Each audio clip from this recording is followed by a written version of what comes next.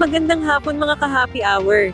Narito ang mga balita para sa MBC TV Network News Update 5 PM edition. Higit 1,000 classroom na itinurn over ng DPWH sa DepEd, hindi tapos. Yan ang MBC TV Network News ni Kyle Bulyas, exclusive.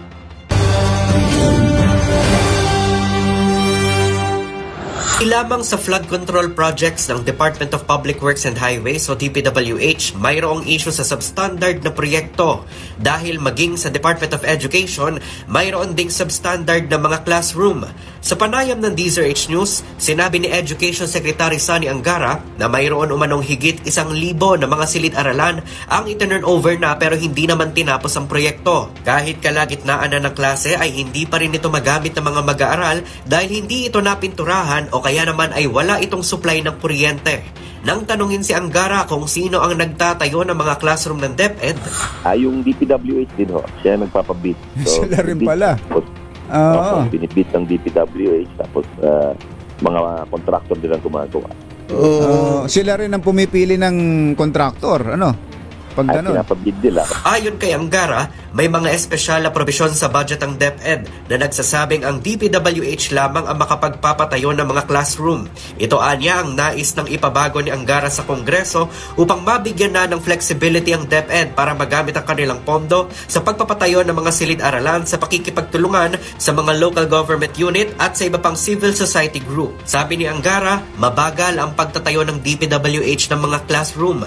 Kalimitan anyang inaabot ng hanggang 3 taon ang pagtatayo ng isang silid-aralan at gumugugol ito ng 2.5 million pesos hanggang 3.7 million pesos bawat isa. Posible anyang dahilan ng mabagal na pagtatayo nito ay ang dami ng proyektong hinahawakan ng DPWH kaya hindi natututukan ang problema sa kakulangan sa classroom. Sa datos ng DepEd, nasa 165,000 ang backlogs ng ahensya sa silid-aralan at kung magpapatuloy aniya ang ganitong sistema, nasa 4,800 classroom lamang ang kayang maitayo para sa taong ito.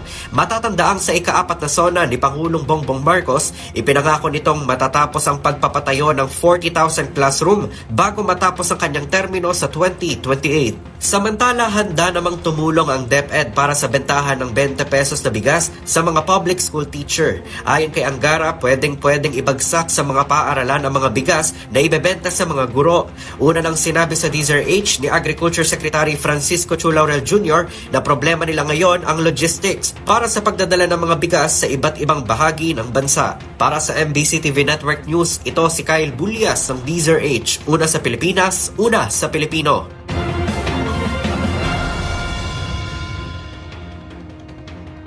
Samantala, mga biktima ng baha sa Metro Manila at Bulacan kabilang sa lalahok sa rally sa Luneta bukas. Maaga pa lang bukas lalarga na ang kilos protesta laban sa korupsyon sa Luneta, Maynila. Sa Saturday News Forum, sinabi ni dating Bayan Muna Representative Teddy Casino na lalahok sa protesta ang mga pamilyang apektado ng pagbaha. Manggagaling ang mga ito mula Quezon City, Maynila, Navotas, Malabon at Bulacan. Kasama rin sa protesta ang mga estudyante mula sa iba't ibang kolehiyo at universidad sa Metro Manila. Magsisimula ang programa sa harap ng Rizal Monument ganap na alas 9 ng umaga, alas 4:30 pa lamang ng umaga ay may mga runner na mula sa UP Oblation sa UP Diliman na tutungo sa Luneta. Mayroon ding bikers group mula sa QC Hall bandang alas 6 ng umaga, gayon din ang iba pang runner mula Ayala Avenue sa Makati. Hinimok ni Casino ang mga kalahok na magsuot ng kulay itim o puting damit at magdala ng payong raincoat, tubig, at ekstrang damit.